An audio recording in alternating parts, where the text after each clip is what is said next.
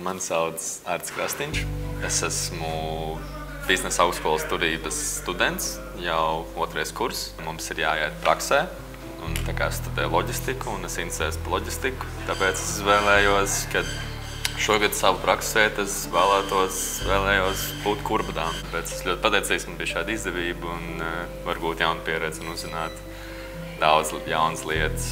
Loģistika ir daudzos virzienos, tu vari iet uz jūru, uz avio, uz ceļu. Tāpēc man patīk šī prakses iespēja, un tagad es varu izmēģināt un redzēt, kā tas ir, kur ir ceļu transports, kā Kurbads darbojas, kā pārvadātāji pa ceļiem. Tāpēc es tā izmēģinu, paskatos, mēģinu saprast, kas man tā vislabāk patīk, ko es labāk tā saprotu.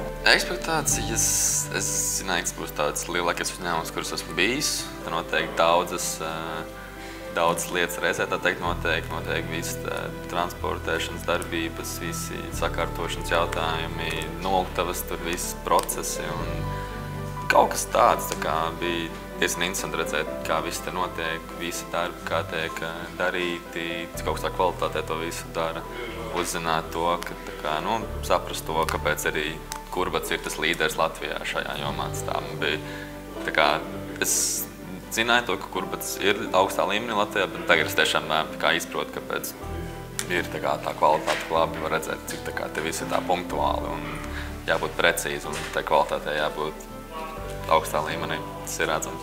Visu nedēļu, visas dienas, ko es darīju, man bija galvenais jāstrādā ar kravas pārvadājumu pavadzīmēm, saucamie CMR-i.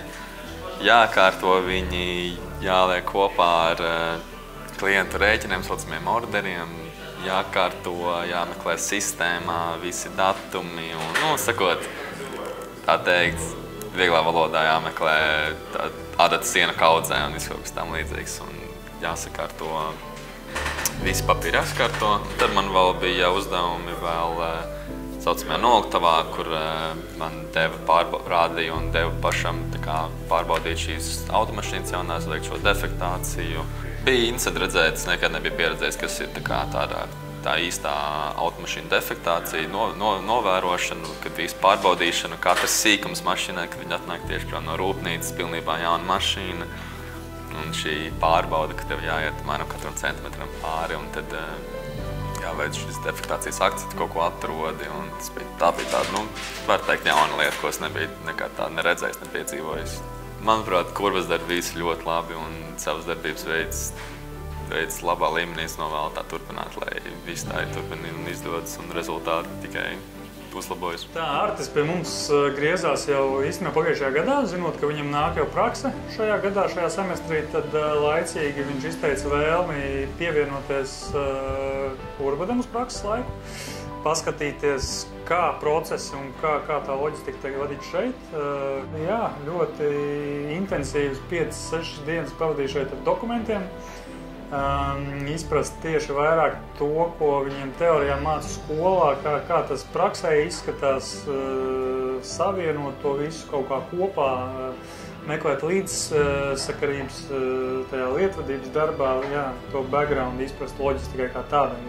Ļoti atsaucīgs puika, ļoti zinātkārs, nebaidījās arī iziet ārā, paskatīties, kā tas viss notiek, nebaidījās uzdot jautājumus, ja tāda radās, tā kā ļoti patīkami. Protams, arī palīdz, nav tā, ka tikai laikietilpīgs process, tas ir, protams, daudz šīs runāšanas, skaidrošanas, katra procesa paņem kaut kādu enerģiju un laiku, bet jebkurā gadījumā mēs to neieguldam tikai sevī, kaut ko sev atvieglot un tā tālāk, bet arī teiksim, cilvēkos, kas grib kaut ko uzzināt, grib mācīties, palīdzot viņam tādā veidā iespējams, ja, un ļoti bieži arī mums ir iepriekšējā pieredze bijusi, kad praktikanti tiešām arī paliek šeit pie mums strādāt, izsaka to vēlmi pēc tam, un jā, ja tās vērtības sakrīt, tad ir daudz pierādījumu, kur joprojām tie, kas ar praksi ir nākuši Kurbadā, joprojām strādā šeit.